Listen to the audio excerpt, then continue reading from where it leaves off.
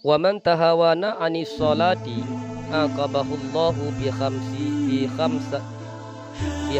asyarata uqubatan. Siapa saja yang menentang anis salati daripada salat, siapa saja yang mengabaikan salat, aqabahu maka Allah Ta'ala akan menyiksa orang tersebut bi khamsi asyarata uqubatan, dengan sebab 15 siksaan. 15 siksa orang yang mengabaikan sholat, adapun orang yang menentang sholat, adapun yang memperlambatkan sholat. Khamsatun fid dunya. Yang pertama, Allah Ta'ala akan memberikan siksa. Khamsatu fid dunya, 5 siksaan di dalam kehidupan dunia. Yang pertama daripada siksa dunia yang diberi oleh Allah Subhanahu wa Ta'ala karena mengabaikan salat adalah yazidul barakata bin umurihi. Allah Ta'ala akan mencabut keberkatan di dalam umur. Ketika Allah Ta'ala mencabut keberkatan di dalam umur, maka umur kita, umur yang diberi oleh Allah Subhanahu wa Ta'ala kepada kita, maka umur kita tidak lagi dalam beribadah, karena yang kita inginkan adalah jadi keberkatan ilmu. Karena kalau keberkatan ilmu sudah dicabut, maka kita sulit untuk mengerjakan kebaikan, maka itu bahaya. Yang kedua, siksa dunia yang diberi oleh Allah Ta'ala kepada orang yang mengabaikan sholat adalah yamhi Zaiman as-salihina min wajhi.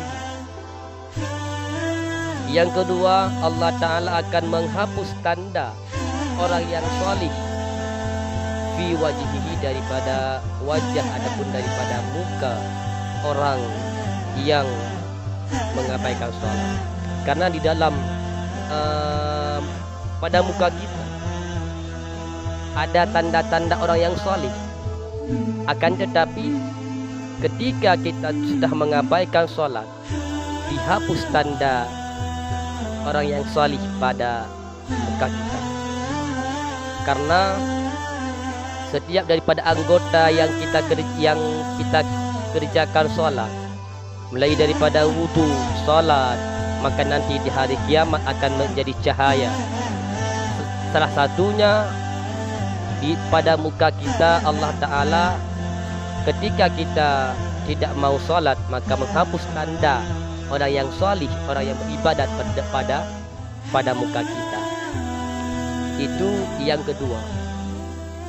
Yang ketiga, kullu amalin ya'maluhu la ya'jurullahu alaihi.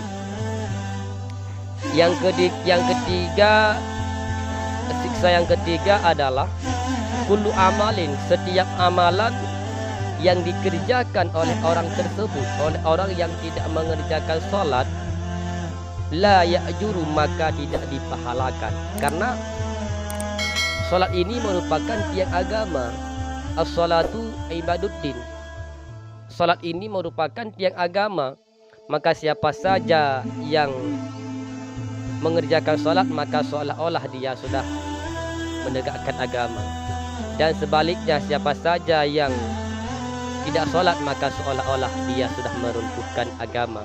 Maka ketika itu, ketika orang yang mengabaikan sholat, orang yang tidak sholat, mengerjakan amalan kebaikan yang lain, maka amalan tersebut tidak dipahalakan oleh Allah Subhanahu wa Ta'ala. Yang selanjutnya, yang keempat, azab yang diberi oleh Allah Ta'ala kepada orang yang tidak sholat adalah la yarfa'u lahu du'a ila sama.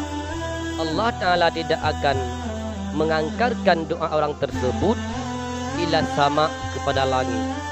Karena ketika kita tidak sholat, amalan kebaikan yang lain yang kita kerjakan terombang-ambing di langit, tidak akan naik kepada langit dan juga tidak akan turun ke dalam bumi. Maka itu bahaya. Yang terakhir, daripada adab di dunia yang diberikan kepada orang yang tidak sholat adalah laisa lahu haddan fi du'ai salih. Orang yang tidak mengerjakan sholat, maka orang tersebut ketika orang yang salih mendoa, maka tidak tertulis lagi kepada orang yang salih, bahaya. Maka mungkin saat ini kita dalam kesibukan, dalam kelalaian, sehingga kita tidak mengerjakan kewajiban kita, apakah itu sholat ataupun di segi yang lainnya. Mari kita untuk membangkit agar terjaga diri kita daripada api neraka. Dan jagalah sebagaimana firman Allah, qu anfusakum ahlikum nara. Jagalah diri Anda, jagalah diri kita dan juga keluarga kita daripada api neraka. Maka kita doakan sama-sama semoga sholat yang kita kerjakan diterima oleh Allah dan dijauhi daripada perkara-perkara yang dilarang oleh Allah Subhanahu wa ta'ala.